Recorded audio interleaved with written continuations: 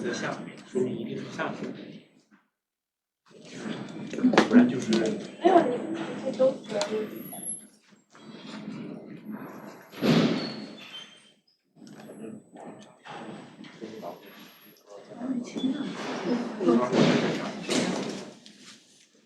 这事儿一早开始都不你这个话，我不知道结束是我那个。你别想，你这课题都想明白了，我让我白想了。我没想到有一个是我觉得有一个难度对，我是第一个尝试的发现，把它消掉了。从这儿开始。OK，就是把这个放在这个你得从这边9月12号是上周的吧？所以只能把差2分吧。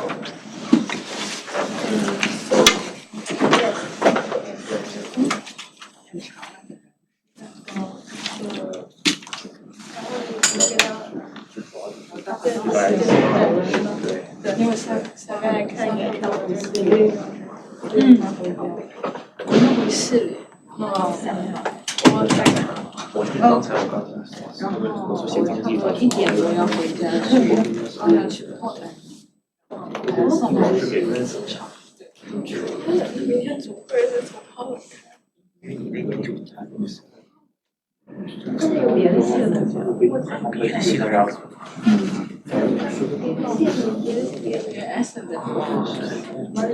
等我们他那时间太年轻了，是作业太多。我估计我开始稀巴烂了。我是有一点点这种意思，就你可能，就你做研究嘛。对，我老三确实，你说。我现在也做。对，然后第二层。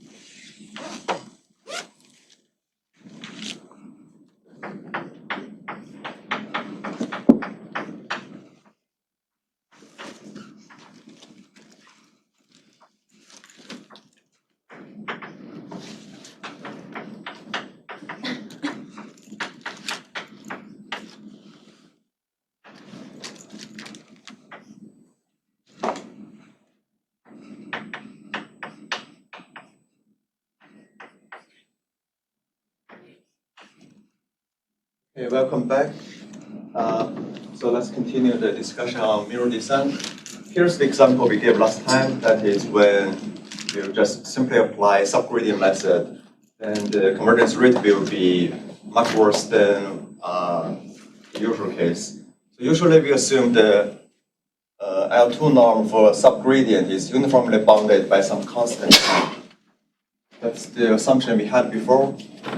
In that case, the convergence rate is good. It's just 1 over square root of k. It's independent of the dimension n. But when the uniform bound is not with respect to L2 norm, but with respect to the L infinity norm, for example, if this is 1, then in the worst case, your L2 norm is uniformly bounded by square root of n. This will be dependent on the dimension n. And this happens in the case, suppose this is the problem we are solving. You're minimizing some f such that the L2 norm is uniformly bounded by f1. And then this is over the simplex. So this set is called the simplex. And this is just a generalization of this line into the 3D It's this one. And the high dimension is just a generalization. And in this case, the convergence rate bound will be dependent on the n, it's square root of n. So if you solve a large-scale problem, then the rate will be very slow. And let's see how to solve this problem by changing the geometry here. So here we are using the Euclidean distance. How can we use non-Euclidean distance to kind of remove this square root of n? In the end, this will be square root of log n.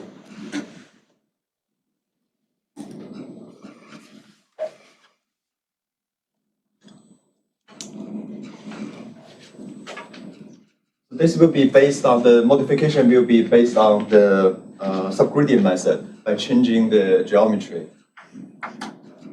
Let's think about the subgradient method. So this is subgradient method. It can be reformulated as the argmean of a problem.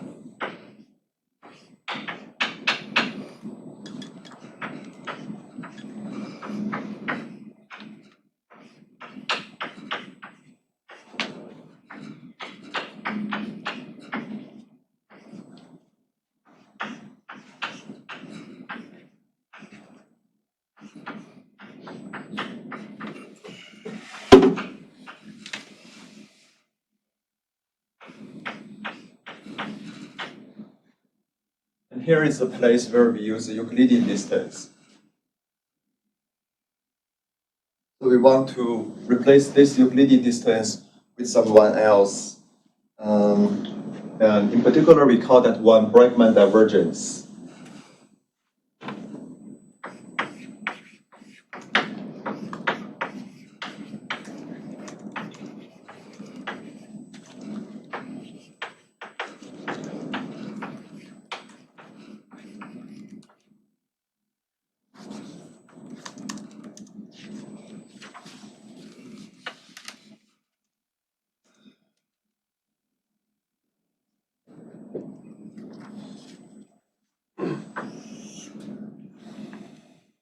Before we define Bregman divergence, let's first define a function that is used in Bregman divergence called distance generating function.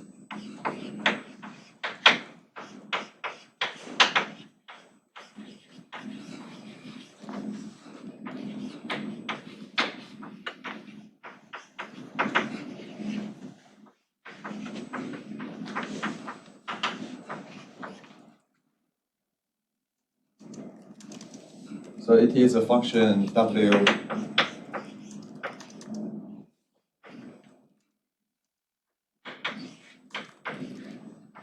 It's an extended function, and this is closed and convex.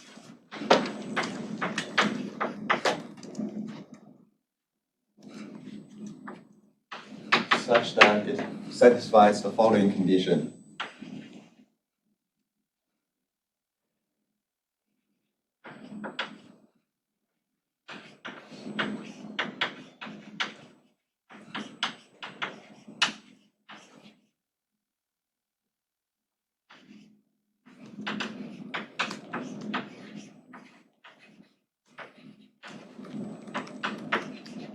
First, we assume the function is differentiable in the interior of its domain. And in short, we call this WO. This means the interior of the domain. And second, we assume this, so we are specifically defining something to solve the subproblem here. So it's associated with the Q. We assume Q is contained in domain of W. And lastly, we assume W is rho strongly convex.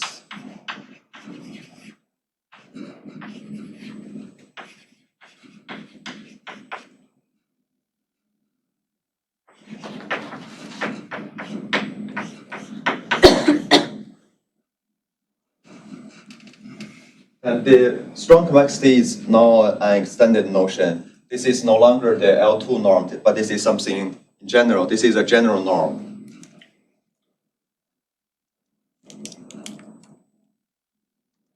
Okay, with this, we can define the Bregman divergence.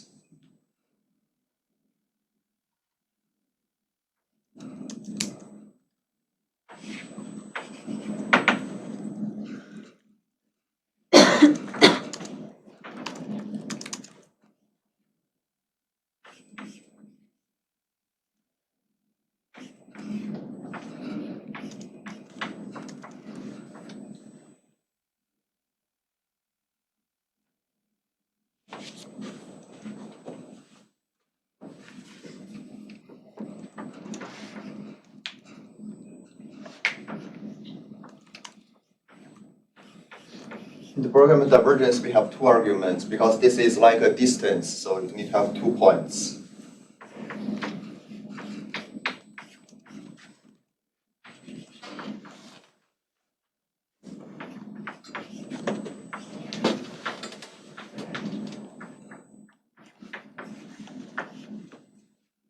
So the Bregman divergence associated with the distance generating function w at the 2 points x and y is just the w of x minus the linearization at the point y.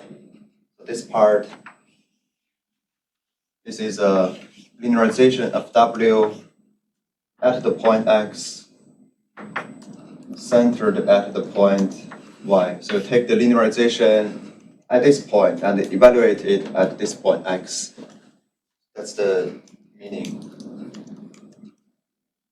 And some simple example, let me just give you one simple example, and we will talk about something interesting later on. Suppose this W is just the Euclidean, the L2 norm square. Then with simple calculation, you can show that this is just the normal Euclidean distance.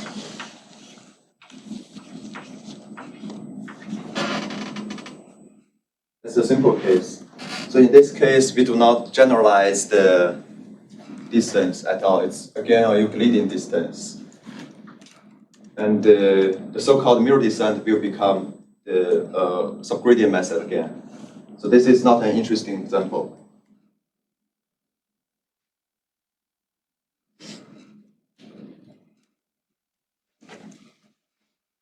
There are a few properties of the function of the Bregman divergence.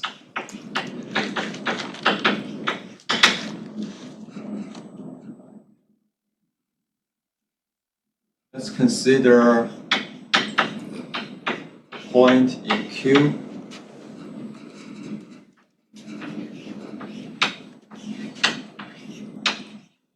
And a point in the intersection of Q and the interior W.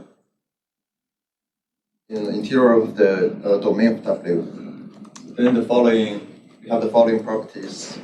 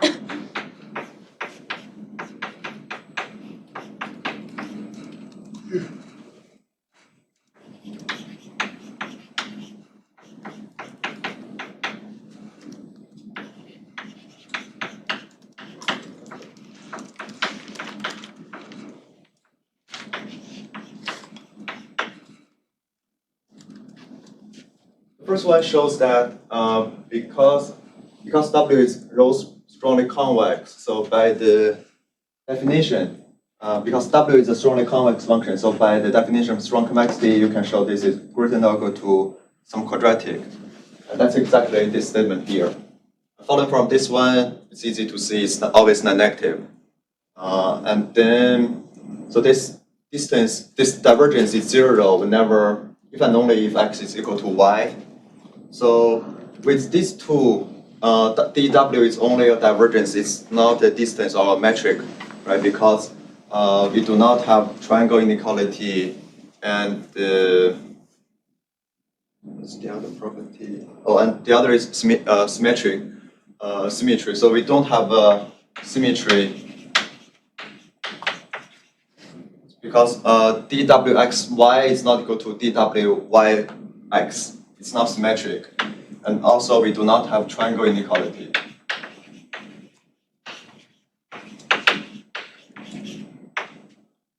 So we don't have either of them. So dw is not a metric, it's not a distance. But it's still a divergence because we have these two properties. So it's still suitable in computation.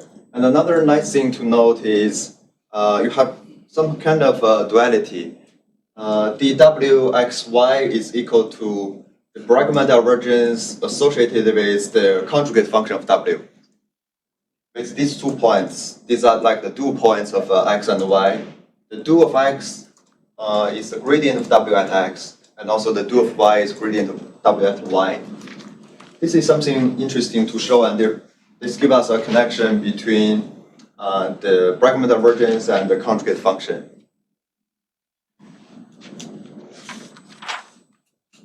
Okay, so now since we have the, this is the non-Euclidean distance we are looking for. So by replacing this term here by dw xk,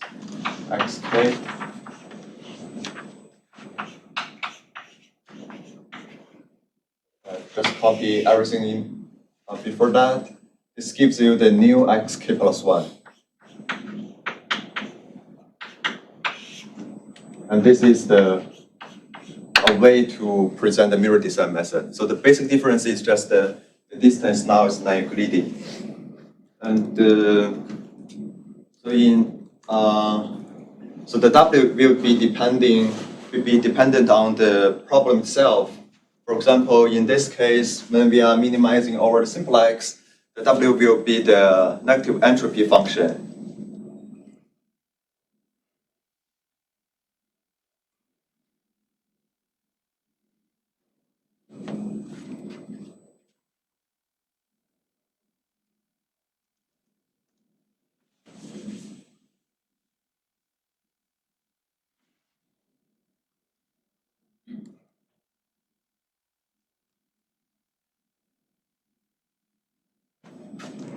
Also, it is this part.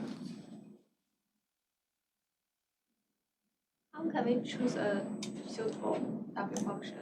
Yeah, I will give you the example about so by using W as the negative entropy function, we can improve this dependence on n. I will show you that soon. Also, you say here it's interior of the domain of W, but isn't W just defined over the whole Rn? W sometimes it's not because, for example, again, it's coming from the negative entropy function because negative entropy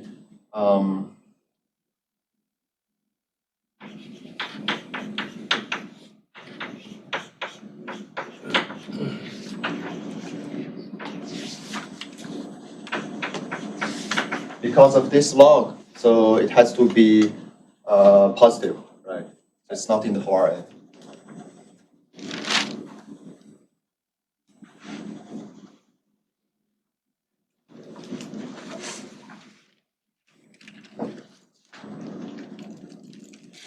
So let's take a closer look at the mirror descent, because this is just a way of saying mirror descent as an arc mean, but what is the specific update formula for it?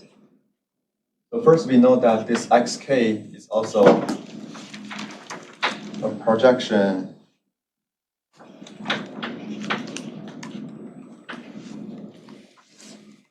some other point yk plus 1. And yk,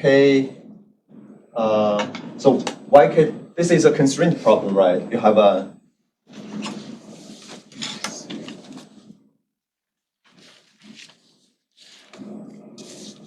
okay, Okay, let's just be kind of loose here, just write Q here.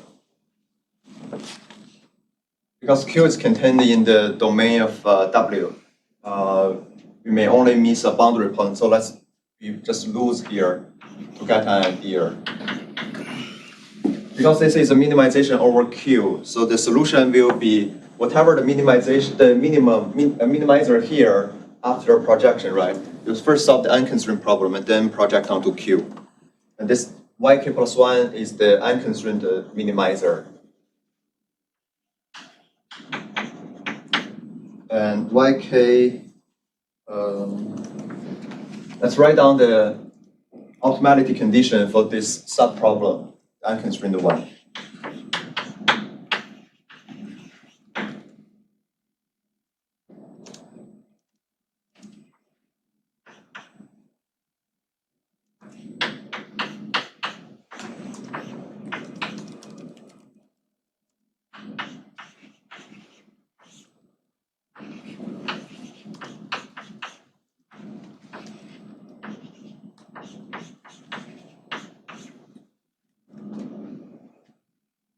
Right, does everyone follow this?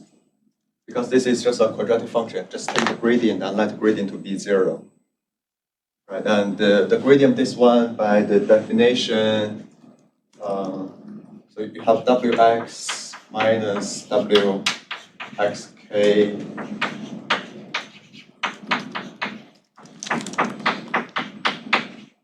Right, we take the gradient, it's just the gradient, this one, this goes away, it's a constant, and this gradient. So that's a gradient of the Bregman divergence.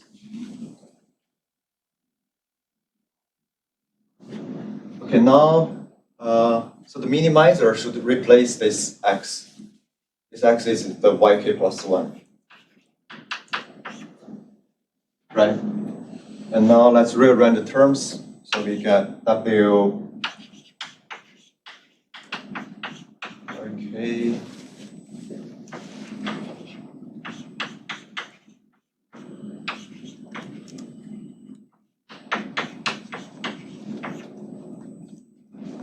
right. Suppose we have the inverse of the gradient mapping, and we do have because W is strongly convex.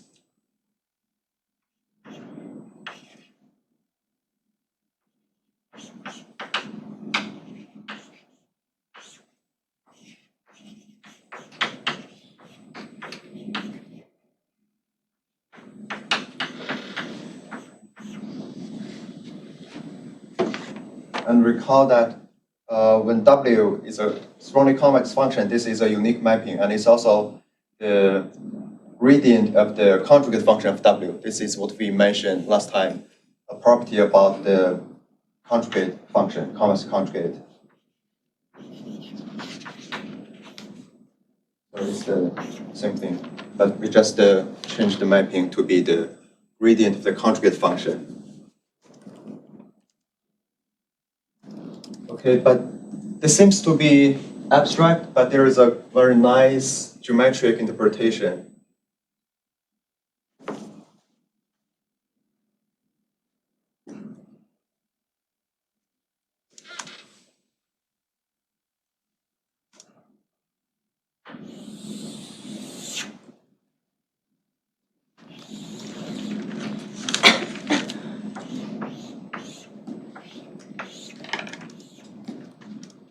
Suppose this is a primal space. This is a dual space. Suppose this is the constraint set Q, and this is my xk. What the algorithm does is first it maps the xk from the primal space to the dual space via gradient W. This is a mapping, right? It maps. So from here, it maps xk to gradient W of xk. And then what it does is taking a gradient step in the dual space, because these are gradients and subgradient, right? So this is in the dual space. So take a gradient step to here. This is your, so this gives it's here. So this gives a gradient of W at the point yk plus 1. So this is W yk plus 1. And what it does again is to map it back into the primal space, right? Via this mapping or this mapping. So it maps to some point here. This is yk plus 1. It's in the primal space. And this mapping is gradient W inverse, or it's also gradient W star. Right, but the yk may be outside the constraint set. So what we want to do to find xk plus 1 is by project back onto Q, right? So we need to do a projection.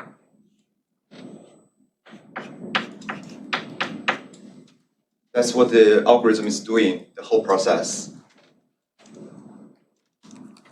In the subgradient method, we do not have the dual space. We just do operations in the primal because they will be coincide since you are using Euclidean distance, the gradient becomes the point itself.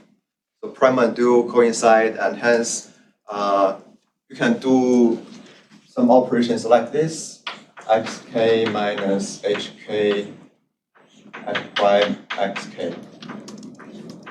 Right? So this is a primal one, this is a dual one, and you can do something like this. But in general, this does not make sense, right? These are in two spaces.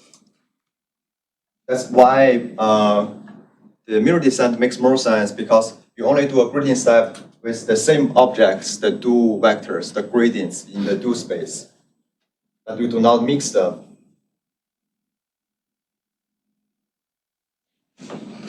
This is a dual,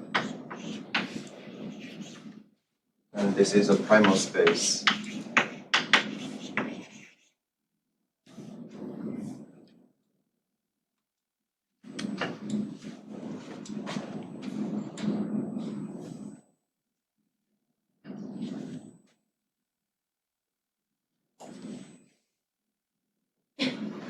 So now let's summarize the subgradient, the mirror descent method.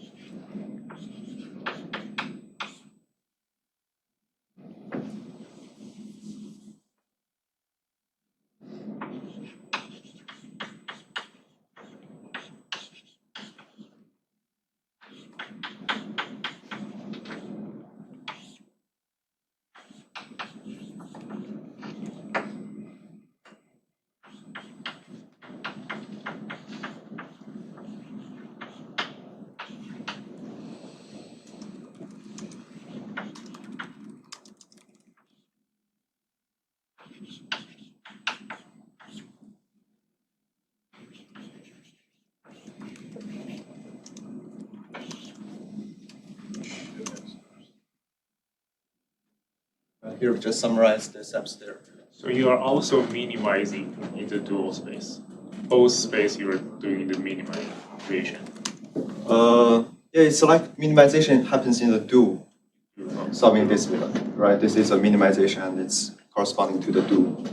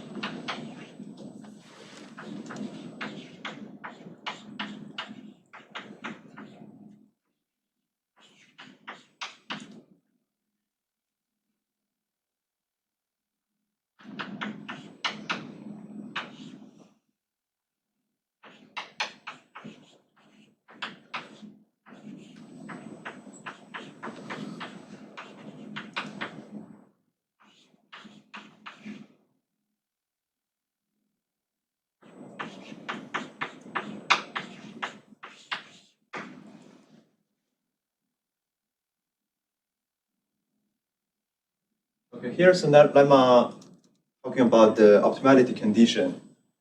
So this is because xk plus 1 is the argmean.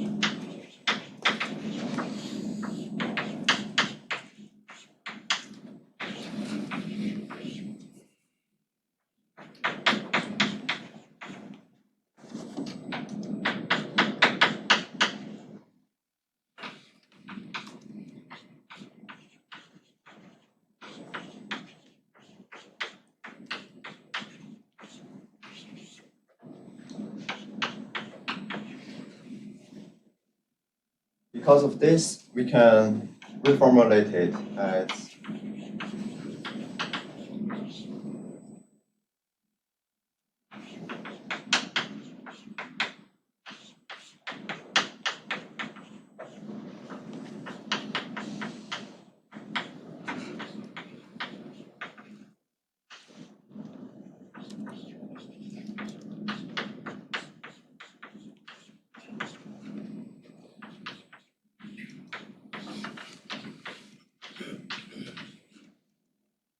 so we just put the constraint into the objective by using the indicator function.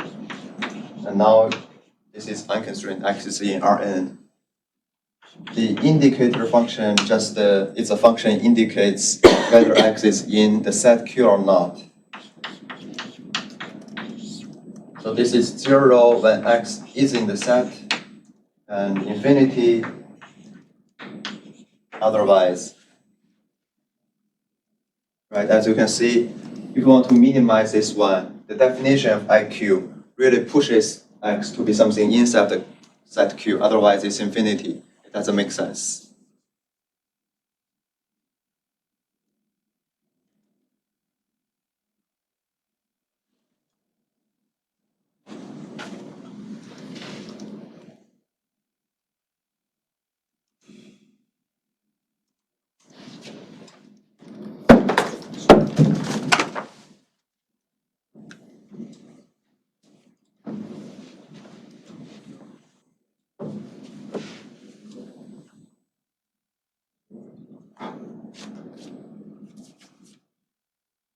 And let's write the optimality condition of this one. This is a non-smooth function, so we need to use the notion of subdifferential. So in this case, it's not 0 equal to something, but 0 belongs to something. Subdifferential is a set, right? So we need to use this notion. So let's take the gradient again of this one.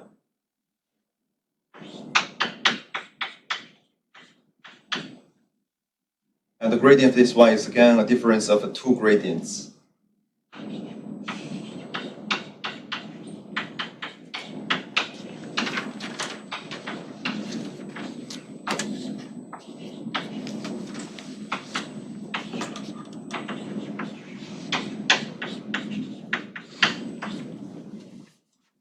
Right? We just use the subdifferential of this function, right? So 0 is belong into the set. And this notion NQ here is the normal cone. It's a set, it's a cone. And partial IQ xk plus 1 is equal to NQ xk plus 1. I will show this very soon, but let's just assume this is true, and then replacing this subdifferential set by the normal cone, we can prove both of them. This is just an element of the set. Right? And now let's see why this is true. So first of all, suppose this is your set Q. It's a closed convex set. And here, this is not needed. Suppose this is a closed convex set, and this is my point xk plus 1. The normal cone just looks like this. So first you draw a tangent line.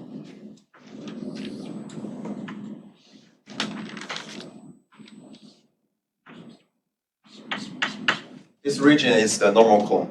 So this is the NQ at this point. This is by the definition here. So the definition says that, first let's draw this vector, right? At this point, I want to draw a vector x minus xk plus 1, x is in the Q. For any x, this is the vector, right? And then any vector g such that the inner product is smaller, no more than 0, like it's an so anything in this region should be the g, right? Because supposing the limit case, my x is something on the boundary. I suppose my x is on the boundary. Then the limiting direction of this vector is approaching this tangent line, right? So to make the inner product to be 0, the g has to be something on this side of this cutting plane, this hyperplane, right? It should be on this side. Similarly, for this side, it should be within this range. So it's just something here.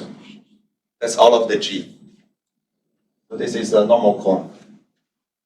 And by definition of the indicator function, we can show they are the same. Because what this one is saying that for any nk in this side, it means, or any g, let's say any g. Any g in this side meaning it means iq of x would be greater than or equal to iq sk plus 1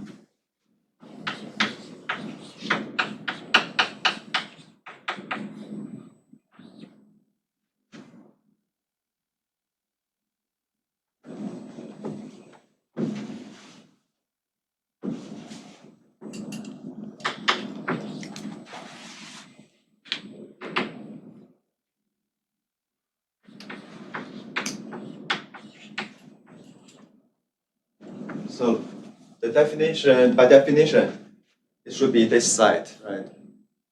It's just any g such that the subgradient inequality holds for any point x in Q, right? Because xk plus 1 is in Q, and by the definition, it's just 0. Right? So this goes away. And this x is also in Q. So this side also goes away. What's left is just 0 greater than to the inner product. And checking this one, it is the same as this one, right? So this shows that the two sets are the same. This is a very useful technique to turn a constraint optimization, a set constraint optimization, into an unconstrained optimization. Just put the Q from the constraint into the into the objective by using the indicator function.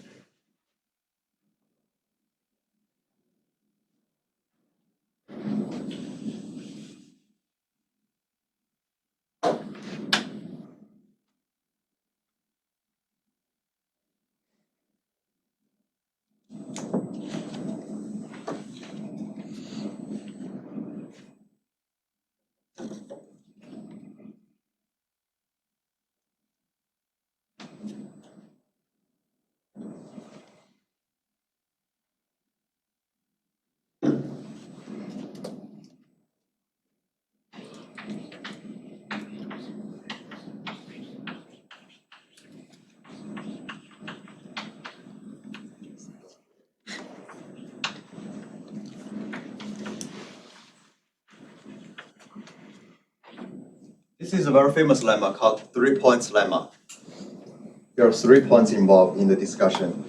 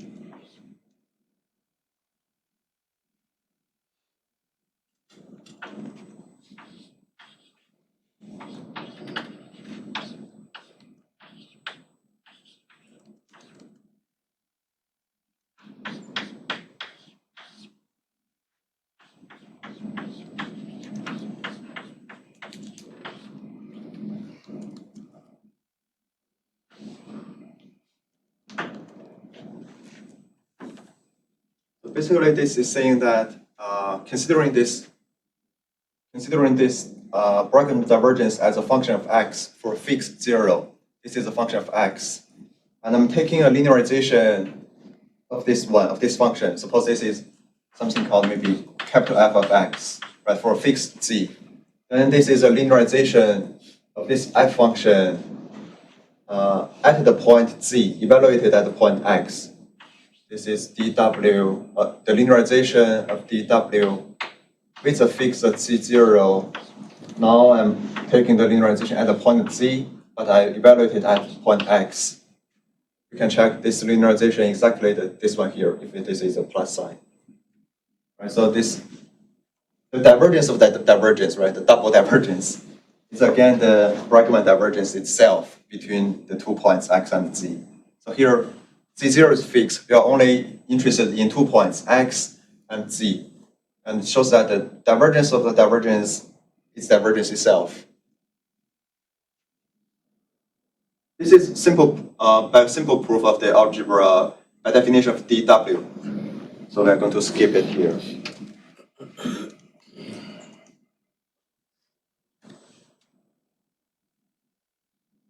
Okay, now let's see some convergence property of the mirror descent.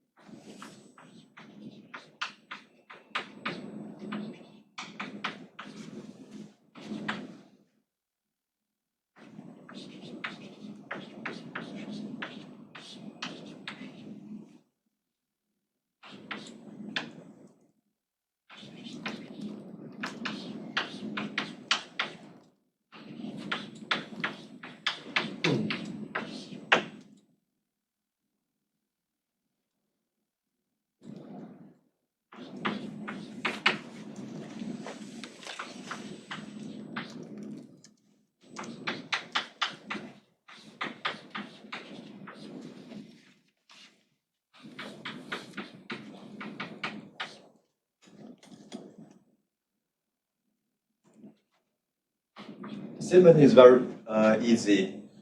So assume this is the assumption that we assume on the subgradient. So subgradient is uniformly bounded by M for any point in the set Q. Here star means the do norm.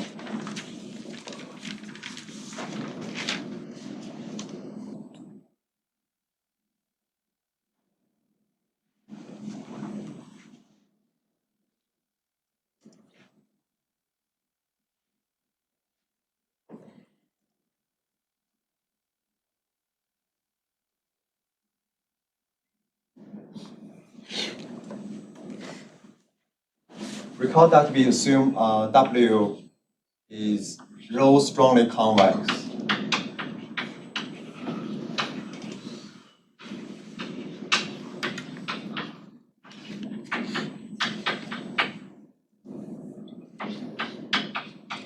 With respect to some general norm, right?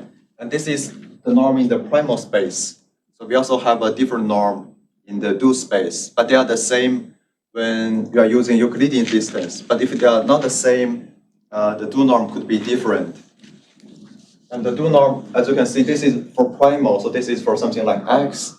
Well, for the do norm, it's in the do space, so the object changes to the subgradient, right? It's a do vector. In general, the do norm is defined like this.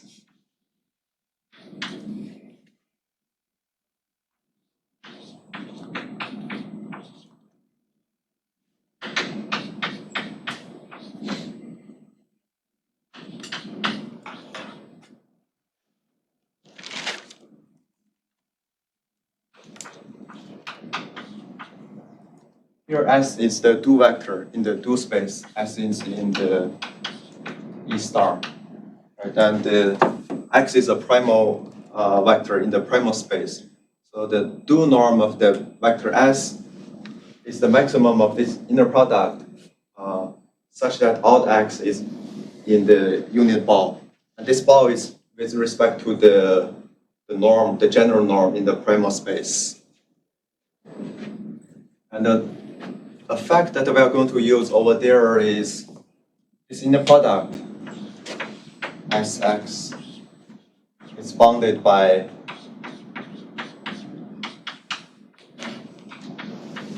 this is the generalization of the Cauchy-Schwarz inequality.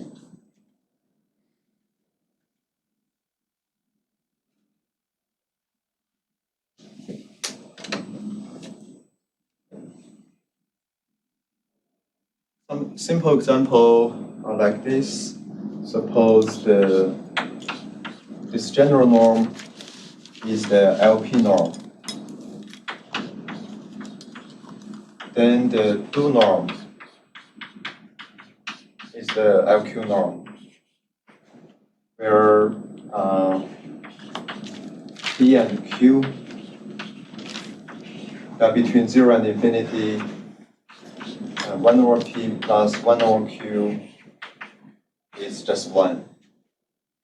For example, P and Q can be 2. And the primal norm and do norm are the same. They're just L2 norm. And also, P can be 1, Q can be infinity. Right, that's why we, so here, this can be viewed as the do norm, the Q. Q is infinity. And so we want to express the whole thing in terms of L1 norm.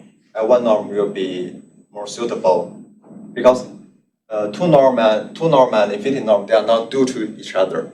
But the one norm and infinity, they are due. Since the due is the infinity norm is since the infinity norm is good, so we should express the bound here with respect to the uniform bound on the infinity norm. And that's why L1 plays a role. So L1 is going to be our, related to the, L1 norm is going to be the norm in our primal space. And you will see a connection between everything here with the relative entropy and the negative entropy. So then the discussion becomes more natural for that particular case. Okay, so going back to here, this is a do norm. And so we want to show some lower bound on this one. So let's try to expand out this one. This is from the three-point lemma, right? So this can be viewed as the first term. If you view Z0 as xk, and if you view Z as xk plus 1, this is the second term, right? So let's just do some rearrangement. This becomes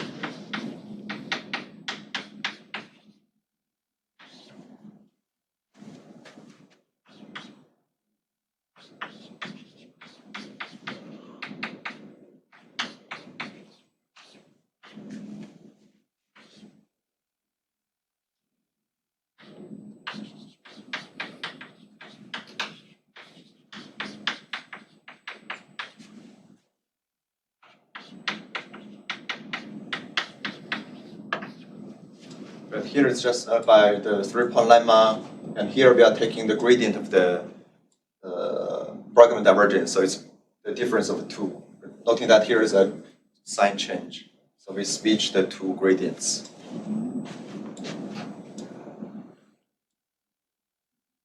Okay, and we are going to use another lemma that we stated over there about optimality condition.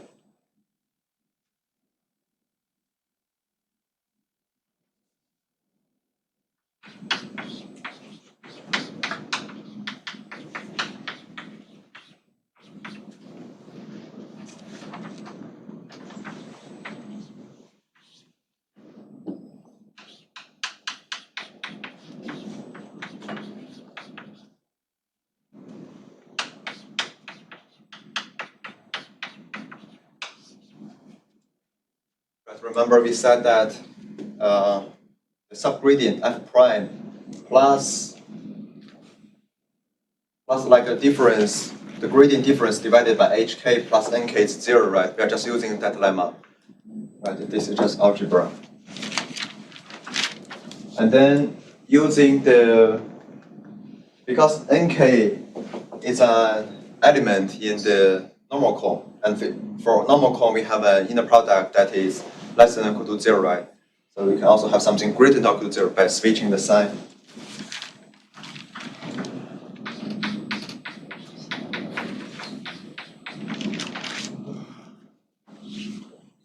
You mean xk plus 1 minus xk? Like in the inner product, linear product. Last line. Yes. Yes. X. And for that inner product is saying that the inner product between of nk and xk plus 1 minus xk is greater than or equal to 0. So we can throw this in the product way. What's left is just the f prime of xk.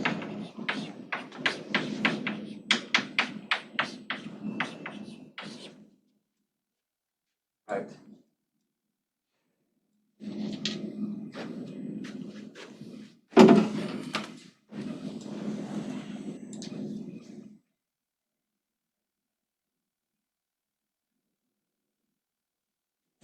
So let's continue here. W.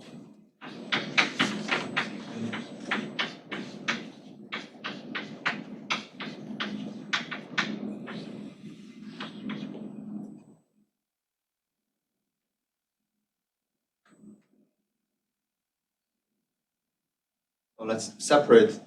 Let's add and subtract some term here.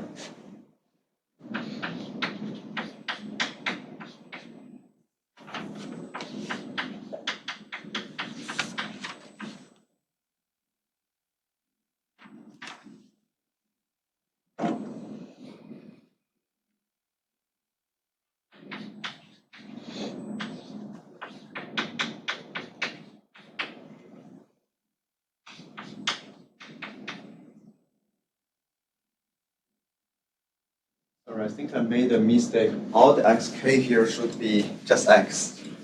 Sorry. It's just x because we have a point x here. It shouldn't disappear on this side. So all x.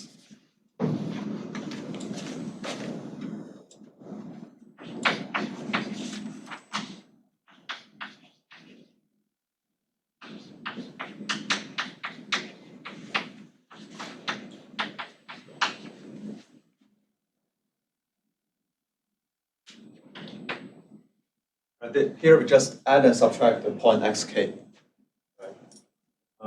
And then for this term, remember we have a property saying that if W is rho strongly convex, then this is greater than or equal to rho over 2 times norm square. Right, let's use this property over here.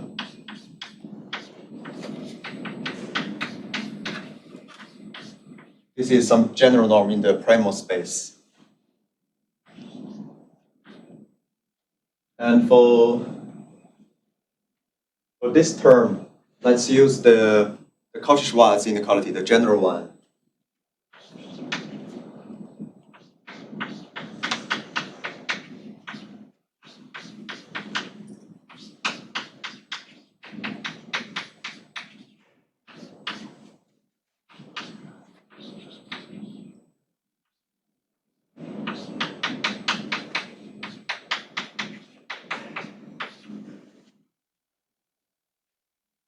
And then noting that here is a function about this norm square, and here is a function about this norm. So this is a quadratic function in terms of this norm, right? You can minimize this function.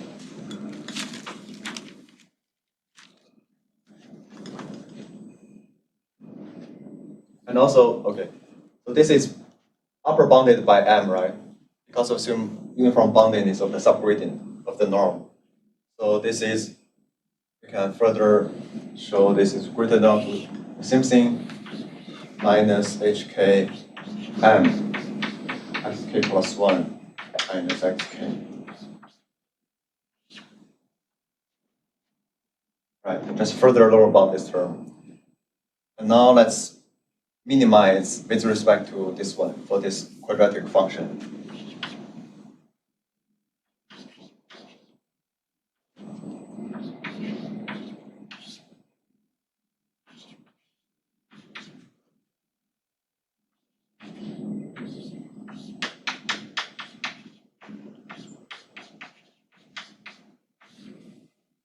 Finally, for this term, let's use the subgradient inequality again to turn this in product to the function value gap.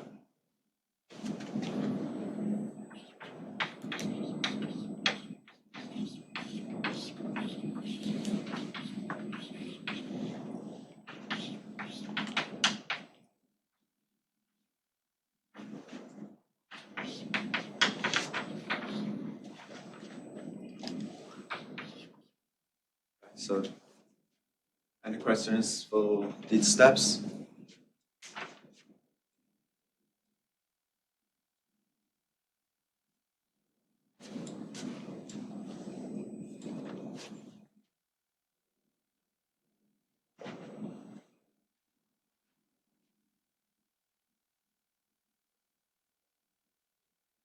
I'm gonna erase this part.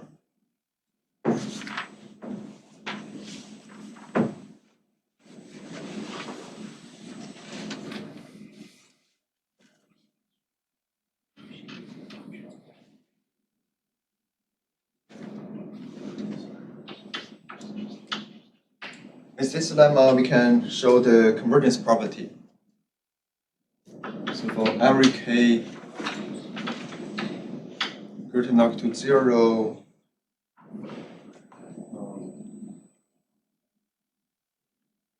to 1.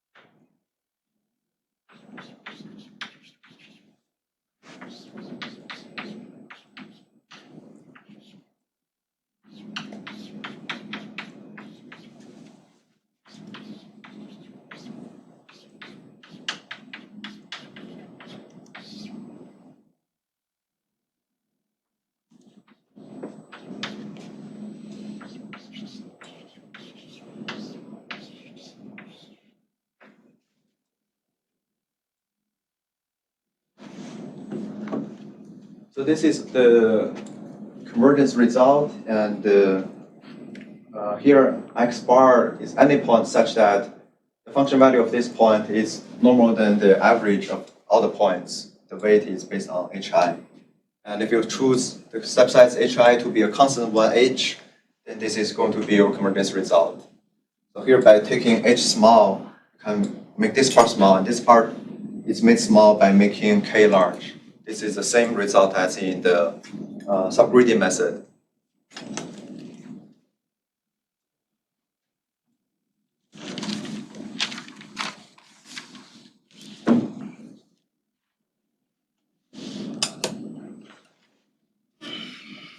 The proof of this one is very simple. Just use the lemma we gave just now, the recursive formula based on the dw. Right? Just summing them up and take the average. Just divide the whole inequality by summation of this hi. And this is by convexity, right? Because f is a convex function. By convexity, there must be a point such that this is true. This point can be either the average points of all the xi's, or this can be the minimum one, right? Minimum one with respect to the function value. So this is simple by using the lemma. We have seen several examples before, either in the gradient method or subgradient method. Okay, so now let's go back to this problem. Our motivation in the beginning.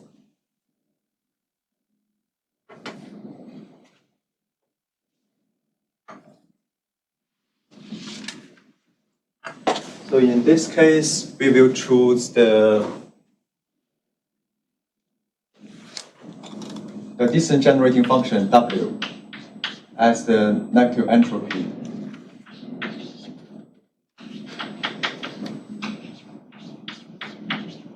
Xi here means the i's component, i's coordinate.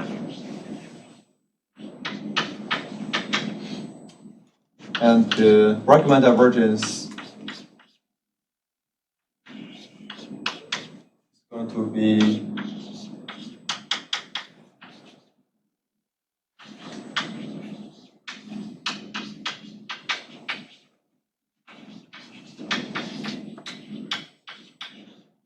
the entropy function is just the negative of this one. If you have a negative sign to make it a negative. And the Brackman divergence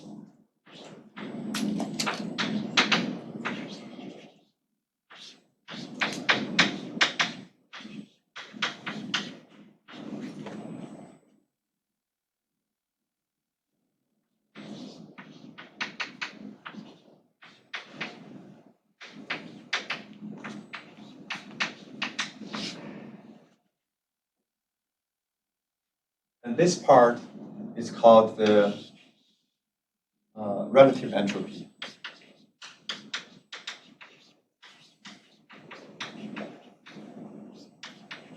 Or this is also called the KL divergence.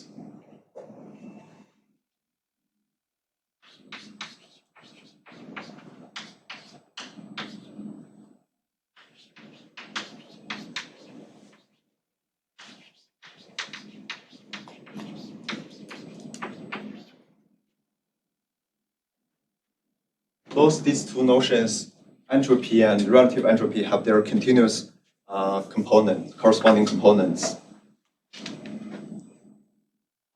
This is for the discrete setting, but for density, for distribution PDF, probability density function, you can also define entropy and relative entropy.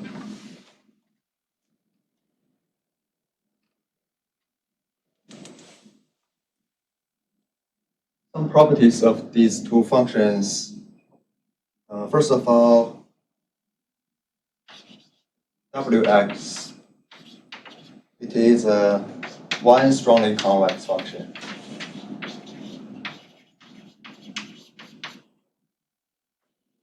With respect to L1 norm. And this is the norm in the primal space because this is the one in the dual space, right? So the corresponding one in the primal is L1 norm. This is a homework problem that you need to show why it is strongly convex. with respect to L1 norm. It's no longer the L2 norm. And also,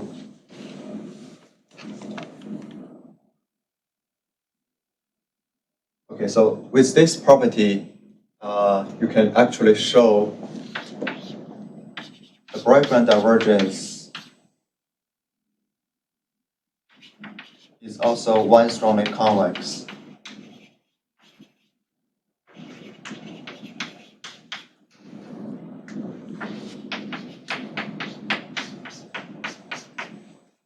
On the simplex.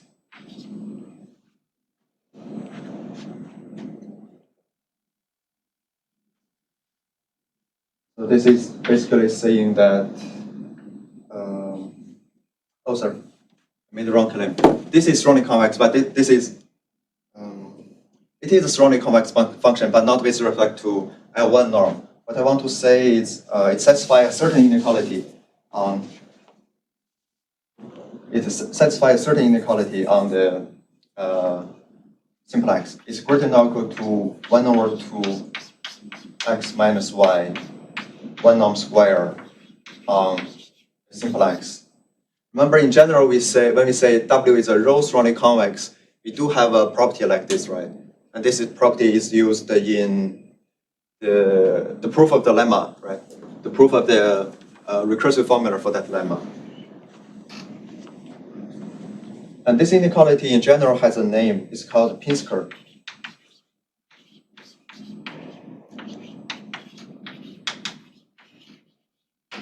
And in the continuous space for distributions, this is the relative entropy. This is going to be the total variation. So the connection between total variation and the relative entropy is called Pinsker's inequality. This is just the discrete counterpart.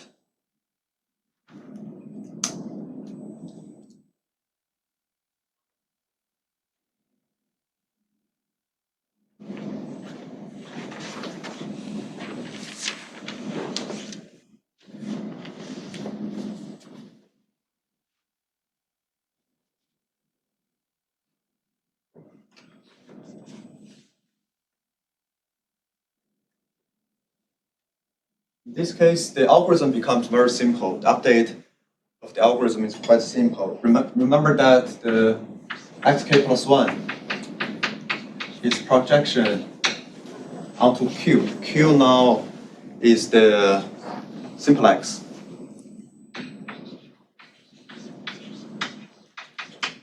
Right? And yk plus 1 can be updated coordinate wisely. The ice coordinate is going to be xki times exponential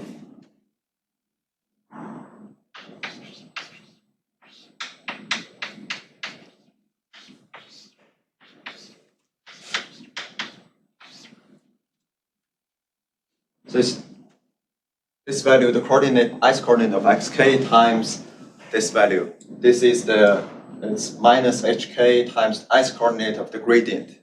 And you take the exponential and then multiply them. So the update for y is very simple now. This is because the gradient mapping, the inverse of the gradient mapping, is simple now. And this is also left as a homework problem. You need to show why it is so simple. Basically, just take gradient of the this one, the negative entropy, and you can show.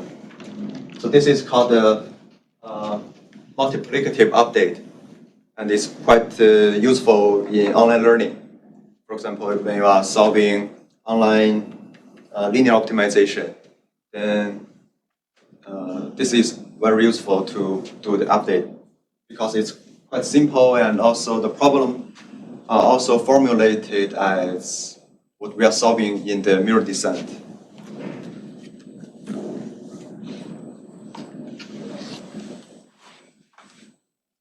And what else makes this whole operation simple is not only the update on y, but also the projection. Projection is also simple. So the projection onto the simplex for any point x is just x divided by its L1 norm. So thinking about the case for a ball, you want to projection onto the ball on the surface, then you just normalize your vector by its L2 norm. Here is the same thing, but you normalize with the L1 norm because L1 norm is the norm in your primal space. Oh, but this is, you also need to show this. This is another homework problem. But the idea is by following the definition of projection, you have done many exercises of projection in this form, right? So you can try to do the same thing, but it's a different projection because now the projection is with respect to the Brakman divergence, because now distance is Brakman divergence, is not the Euclidean distance.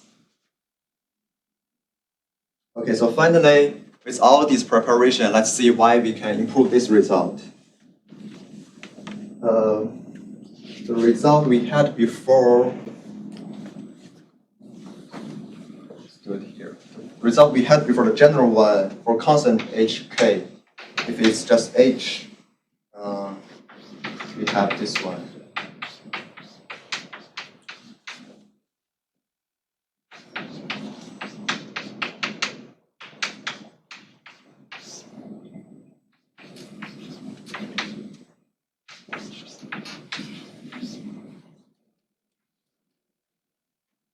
We have this because rho is 1 now. Rho is the strong convexity. It's 1. And so we need to calculate what this one is. And also m here is simple because m is just the 1, right? M becomes just 1. M is the bound, uniform bound on the do norm. The do norm is the infinity. So this is just 1. Just h over 2. And also, let's derive a bound on this one.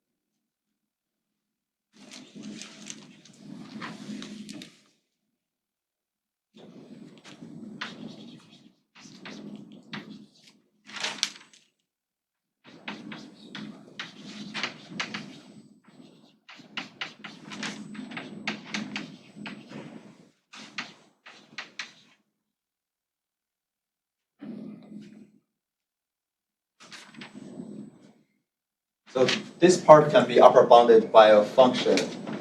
Let me prove this part again next time. But this is a function of W. This part, because of the inequality, the subgrade inequality, this is also bounded by a function of W. So this is a function value difference. So it's upper bounded by the maximum minus the minimum, right? Upper bounded by this gap. And in our case, the W function is between 0 and negative log n. Negative log n is achieved when you take the point x as 1 over n, 1 over n. This is the center of the simplex. So this is upper bounded by just upper bounded by log n. Right? So you can replace this term by log n.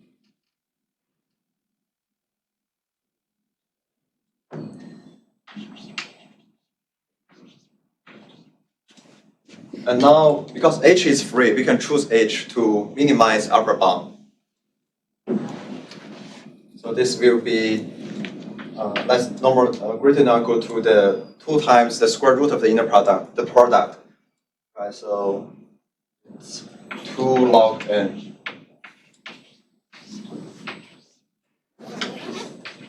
And it's achievable when the two are the same, right? You can solve for that h.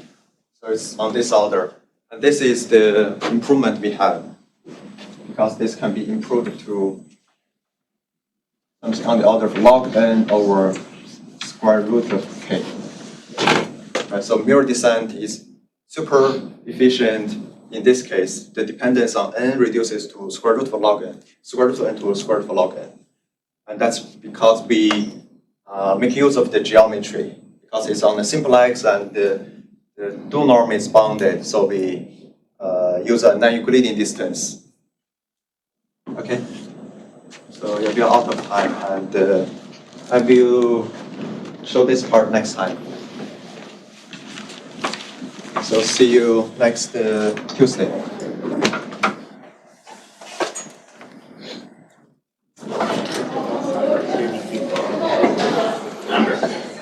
I have some ideas for you.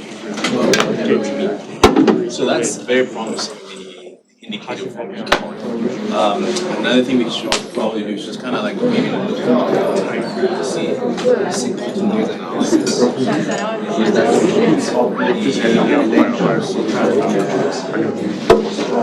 So anytime you try I need to do some modification after the class because I found several typos. like down weights. This lecture is quite long. Is But we'll update before next lecture. I see right now. Yeah, because I think we talked about this before, like you're just looking at the frequency window of 0 and tenor, but we can also weight those frequencies. Yes, exactly, It makes sense, exactly, yeah. So you weight it in both sides, you weight it both in the time and the frequency domain, since you're always going back and forth, back and Oh, forth, yeah. back and forth. Yeah. So that anytime you're going back and forth, if that trace is really noisy, you just ignore it. Oh, okay. You will ignore it with some sense of information. Yeah, because we have the prior information, right? Yeah. We know which trace. Yeah, yeah. 但是我觉得他的意思是应该是说12.12.12。这个意思不是我。